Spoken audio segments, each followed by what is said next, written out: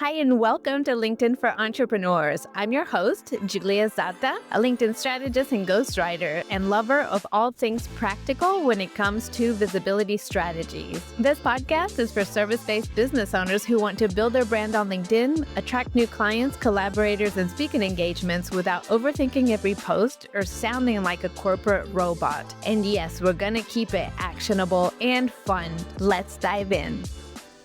Last week, I posted about my smile file, and several people commented, "Oh, I need to start one too." So let's talk about what a smile file is and why it's so important to start curating your own right now. So a smile file is a digital folder where I keep screenshots of client testimonials.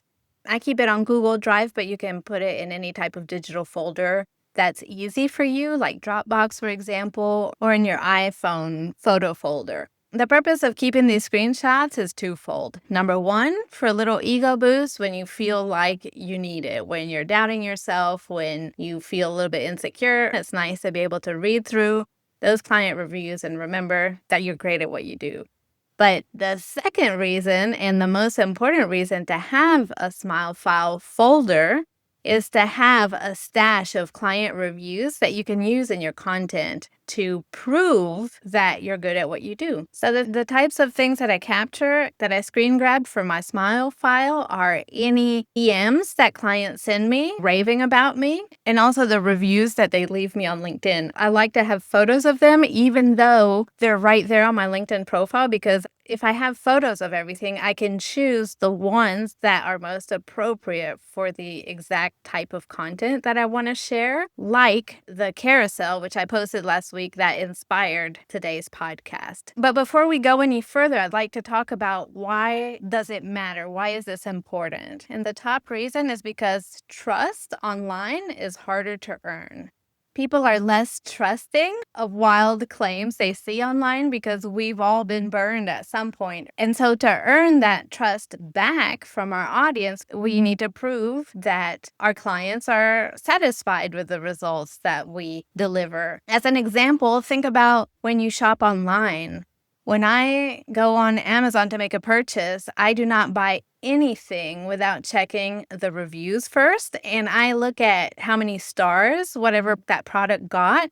And I also look at what the people actually say. How did they articulate their feelings about that product? Because I don't want to have to send it back. I know it's easy for me to send it back. It's not that hard, but I want to save myself the hassle of having to send it back. I want to make sure that once I make a purchase, I'm going to be satisfied with it. And so your clients are thinking in the same way. We don't want to have to deal with the headache of having to hire and then fire somebody who isn't delivering on their promise. And a way to build trust with our audience and to show that we are trustworthy and we deliver is to show testimonials. And I particularly like screen grabs because they're versatile. I can plug them into an email. I can plug them into a LinkedIn post, a carousel post, and I can have them on hand all in the same place. But of course, I also have the actual copy of the text that they wrote in case the format I'm using doesn't pair well with the screenshot. So let's talk about how to gather client reviews that actually help sell your services, because not any old review will sell your services for you. For example, "You're awesome. I'm so happy. Thank you so much." That kind of feedback or those kinds of comments are great to add to our smile file as a ego boost, but they don't clearly communicate to your audience what you delivered. How did you actually help that person? Why are they so happy with you? So I'm going to share right now a simple formula that you can use to ask your clients for a LinkedIn recommendation that you can then repurpose inside your content. So step number one is, first of all, when you're working with a client, document their wins. So when you do catch-up calls or any type of contact with your client, I'm sure that you talk about the work that you have done and the work that you're going to do. And so any feedback that they give you about their wins or any feedback that you can quantify regarding their wins, depending on your industry, like if you help with functional fitness and you've helped a specific client lose a certain amount of weight or gain a certain amount of muscle, that's a win that you can document. As far as content marketing, which is my niche, I can document the amount of DMs, the amount of discovery calls booked. I can document impressions. There's lots of different metrics I can choose to document, and anything that breaks out of the normal pattern that improves what the person was doing on their own before working with me is something that I keep a running tab of, just as a reminder to myself and also to them. So keep a running tab for every client, because you will refer to this later if needed to remind your client when you ask them for a testimonial. Step number 2 is make it really easy for your client to leave you a testimonial, because here's the thing. When you ask for a review, you are giving your client homework, which is why most of us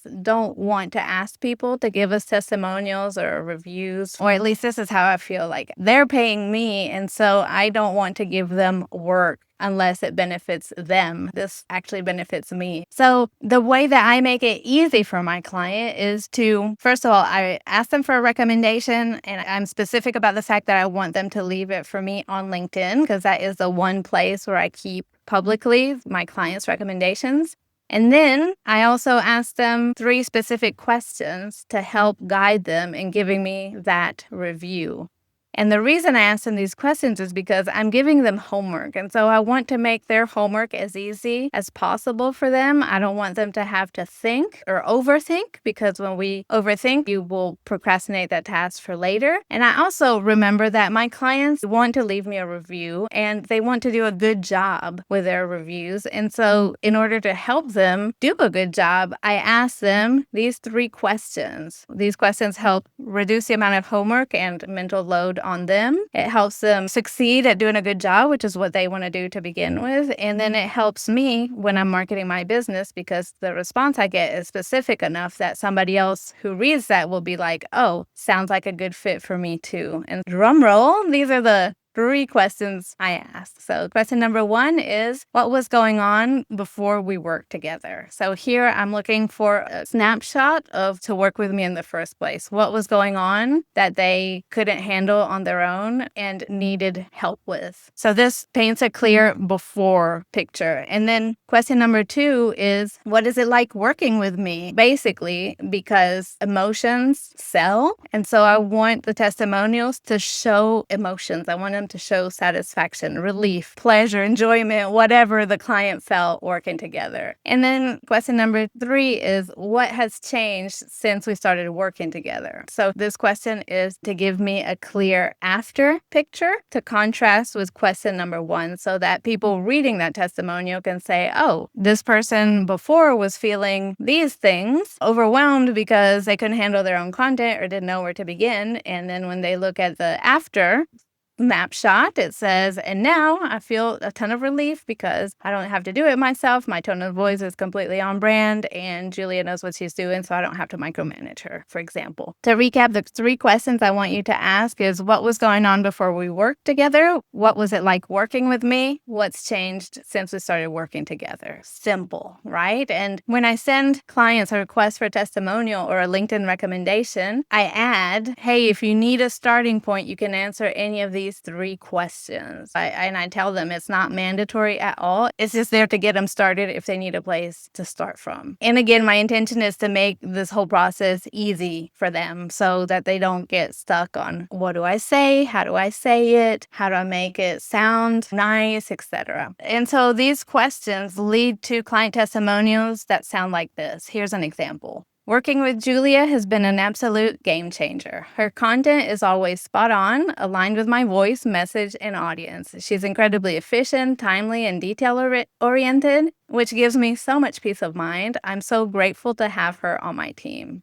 So this is a specific testimonial compared to something a little bit more vague, like, it was great working with Julia. Another testimonial I got is, Julia is so easy to work with. She's quick, communicates clearly, and has a great process to ensure she's capturing your voice and portraying you and your business the way you want. Since we started working together, I have more of a presence on LinkedIn and feel more confident that I'll be able to sustain this additional platform in my social media strategy. So see how these responses actually paint a picture. They give specifics. They tell you why that person liked working with me and how my work has benefited them. And this is a result of asking them those 3 questions. And so that's why I recommend you do the same, because you want testimonials that are going to sell you to other people. And these testimonials are going to sit on your LinkedIn profile as LinkedIn recommendations, but also you can repurpose them in your own content strategically to help reduce the friction people might feel when they're thinking about reaching out to you. And one thing I want you to note about LinkedIn recommendations is they're time-stamped. And so you want to have continual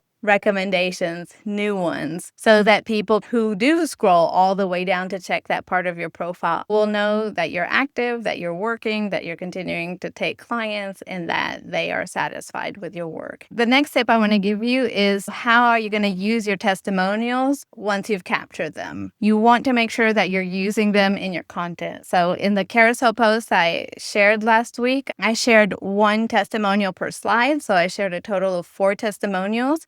And because I don't actually expect my audience to read word for word every single testimonial, I took the strongest sentence that I could find and used it as a headline.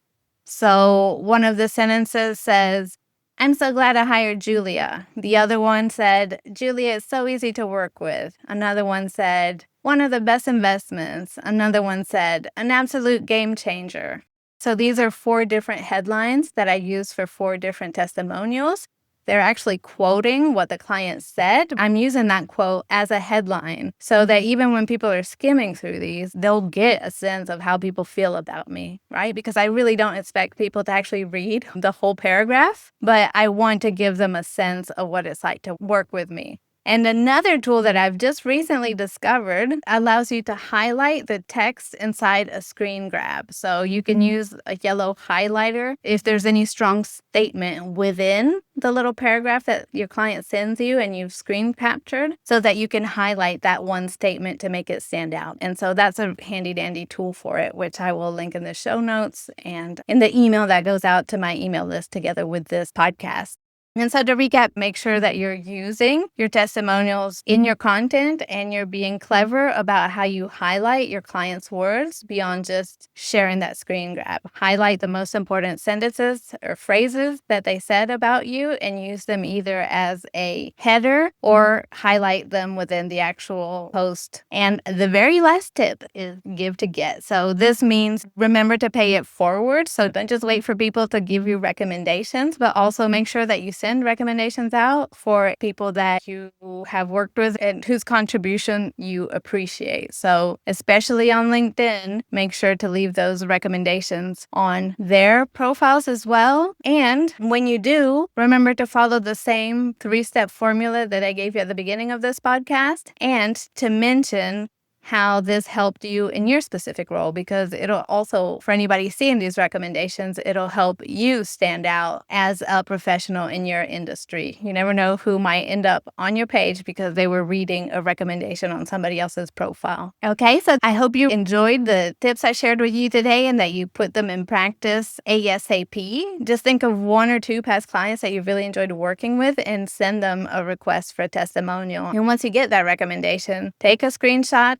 and start your own little smile file. I promise you, you will love having that on hand, and it'll really help with your own marketing efforts moving forward. And if you are looking for ways to boost your LinkedIn visibility but aren't sure where to start, I'm offering a free visibility strategy call. This is 30 minutes with me where we review your LinkedIn presence. I give you ideas as to how you can improve your visibility on LinkedIn. And if we're a fit, I will share my services with you so that we might work together. Thank you so much for listening, and I will talk to you soon. Thanks for tuning in to LinkedIn for Entrepreneurs. If you found this episode helpful, please share it on LinkedIn or on your favorite social media platform. And if you really want to make my day, leave me a 5-star review on Apple Podcasts. It helps more business owners find this show. Thanks again for listening, and I'll see you in the next one. Bye for now.